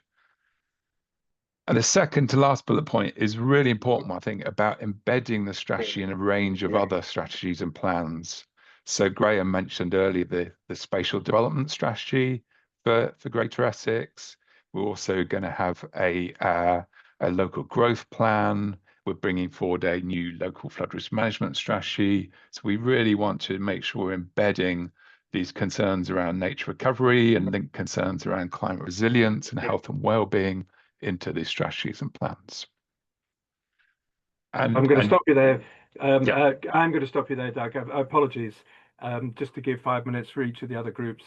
That's great. I think that's Catherine said earlier, and William in the community engagement. How will all of these things help you and your family? There's a kind of, there's an exam question there. Would these all have meaning to us?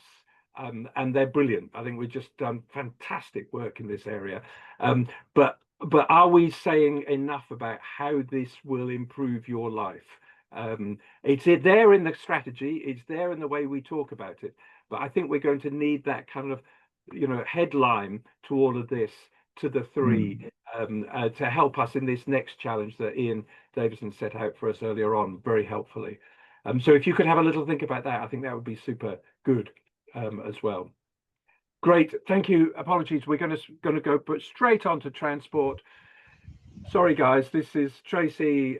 Bit of a hospital pass to you right at the very end, except we've still got to do waste afterwards. So if you could just be swift as you can be, we are going to have the chance to send the slides around. But Tracy, over to you. Thank you. Thank you. Tracy Vickers, Head of Sustainable Transport. It's not really possible to do justice to the full range of what we've done in less than 5 minutes, so I will highlight three things. The first is we continue to make really good progress on our active travel work with Active Travel England. We've recently been allocated 7 million, which takes our total since we started with the Commission to over 20 million. Active travel was one of our original top 3 priorities. The other thing I will highlight is £18 million from central government capital allocation to our buses to improve service development, bus interchanges, bus corridors and route improvements. The scale of that is immense. We've never had funding like this before. It's has the opportunity to be hugely transformational, and this will be a priority for the next, not even 12 to 18 months, but multiple years. The final thing I will highlight is Levi, local EV infrastructure. We've talked about this probably a while ago, but this is also central government funding to the tune of 8 million to really change the landscape for electric vehicle charging in the country, but specifically in Essex, 8 million to introduce 5,000 on-street residential charge points. Next slide, please. The next 2 slides are actually just some pictures because it's always important to show the range and depth of what it is that sustainable transport does, but also demonstrate we're actually delivering. So on the left, very quickly, the new cycling infrastructure and parking at Beaulieu Park railway station. That's the first new station on the Greater Anglia Main Line for 140 years. And on the right hand side, the new rapid transit scheme, or part of it, in Colchester, with dedicated and segregated bus and cycling. Worth saying, bus is a second priority. Next slide, please. At the other end of the scale, community rail, which look after and improve our branch lines, do a lot of work at grassroots level. The picture on the left is a lovely example of us working with the waste transformation team on a beach cleanup. And the 2 pictures on the right are before and after of derelict space that our volunteers have turned into a beautiful green space and community garden. On the latter, we are having a formal ceremonial opening with the Lord Lieutenant of Essex, and if anyone would like to join that, please let me know. Thank you. Jules, you're on mute. Thank you. That was a little error at the very end there. Model presentation, Tracy, thanks very much. Just shows you how setting the priorities, making them clear, can bring in new strands of resource into the county that have made material differences. So again, if we could do that kind of headline, it's there, it's embedded in what you've said, but this is these are the kinds of things that are going to improve people's lives. The bus one is a real obvious one. The active transport for lots of people, obviously, as well. So thank you for that. Finally, waste. Really sorry that we're right at the very end. Jason, you've been super patient, and over to you. Go for it. Thanks, Jules. I'll use my 3.5 minutes wisely. For people who don't know me, I'm Jason Searles. I'm head of waste strategy and circular economy at Essex County Council. I just wanted to quickly run through a couple of the key achievements. I'll ask Louise just to click through these, so the visuals disappear and the text comes up. But what we have is a range of activities that have happened over the last 12 months or so. Waste strategy is certainly a key one in terms of getting a shared vision across public sector providers, so that we can have a common vision for how we deliver waste within Essex. We've also done a lot of work on changing services. Louise, can you just click through these, please? Thanks. We've also done a lot of work on changing the public services, so trying to move ourselves away from focus on waste as something to be dealt with and disposed of, and picking up very much around how do we treat it more as a resource. We need to recognise that this is a transition. It's moving us along that route to delivering a more circular economy, but it's something that is never complete. It steps along that particular path. Also recognizing the fact that delivery of a circular economy is very much a sales job. It's not just about getting the services in place, it's winning the hearts and minds of communities to utilize those services. So what we've been doing a lot of is really trying to understand what those barriers are for people, building that into how we then engage with communities, but also circling that back into the building it into the way in which we deliver those services. So making sure those services are right and appropriate for the communities that we're servicing. So we've got this mix then of getting the policy position correct, getting the services that we need to deliver the outcomes, but also then winning the hearts and minds and ensuring we've got the infrastructure to develop that. If we just click forward again, please, Louise. In terms of emerging policies, we've got a raft of activities coming through from central government in terms of waste and recycling reforms, which are going to very much drive changes within industry. So we've got these upstream changes to tackle the amount of waste that's coming into the materials coming into the waste stream. We've also got service changes in terms of focus on both businesses, but also on residents to make sure that there's proper access to full range of recycling services. And then also things like deposit return scheme, which are again there to nudge behaviours to influence the way in people interact with waste. We've also got on the right-hand side of the screen a big piece of work around emissions trading, which is going to target the key disposal route for residual waste. So driving down carbon emissions from those facilities, improving efficiency and effectiveness of those facilities, coming on stream during 2028, so over the next couple of years. And then we've also got, for the first time, a circular economy strategy being produced nationally, which is really going to unlock some of those cross-sectorial barriers that we've got. So it's no longer local authorities working in a little silo, industry working in a little silo, and manufacturers working in a silo. It's trying to break those down so we can start seeing how do we work together to deliver a solution. Just click forward to the last slide, please, Louise. Thank you. In terms of priorities, what we have in these first two is very much around service design. So as I said before, making sure we've got the right services in place to make it easier for people to reduce their waste, recycle more and reuse more, but also making sure that we understand those barriers. So understanding behavioural insight, utilising that to develop and design the right services so that we get that ongoing improvement of what the service offer is. We've got a big piece of work around infrastructure investment, making sure that we are working both with industry but also across the public sector to make sure we've got the right infrastructure in place to deliver what we need, bearing in mind the growth that we've got throughout the county. And then the final piece, coming back to that very much that circular economy strategy. How do we break down those silo working? So the public sector is now working very well together. How do we build on that and utilise the same approach in terms of that cross-sector collaboration? And I think I've done it in just over 4 minutes.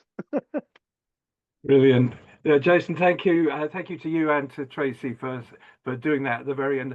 Jason, it strikes me that the circular economy bit, which you've mentioned a couple of times, is a really nice way of adding a kind of an obvious link from waste to other SIG areas. And you are dealing with waste and the circular economy.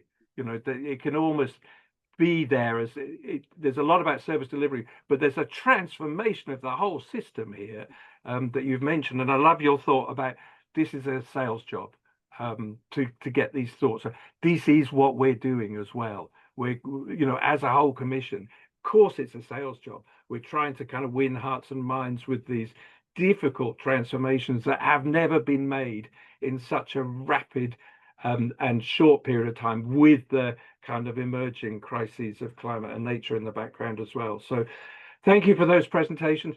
Thank you, everybody. I'm always keen to finish within 2 minutes, 1 or 2 minutes of the end of meetings. Apologies for those for pushing it, but it just shows you actually, if you've got a short period of time, what are the 2 or 3 big priorities there, that the stories that we want to tell. So thank you, everybody. If you've got further reflections about SIGs that you'd like to join, please let Louise or SIG leads know.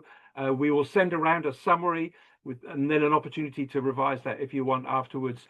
Thank you again, everybody, for joining the meeting. An important time, really big opportunity to influence all sorts of things running forward. Thank you, everyone, for attending the meeting today.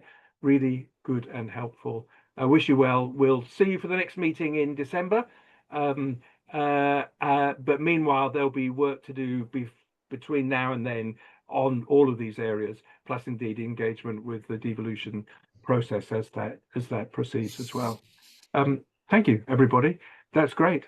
Really appreciate all your engagement. Really just shows you the range of good stuff, fantastic stuff that's going on, and the delivery, the raising of income, the delivery. Now, just to emphasize, our story is how we deliver on the headline story about influencing people's lives. That's the really big bit to finish with. Thank you, everybody. Apologies for the little bit of a rush at the end. Thank you. But it's also a kind of good thing as well, isn't it? It shows you how much that we've got. So appreciate that. Jason, thank you. Cheers. Thanks, Thanks, everyone. Bye. Thanks, everyone. Thank you, everybody. Thanks, much Bye. appreciated. That's great.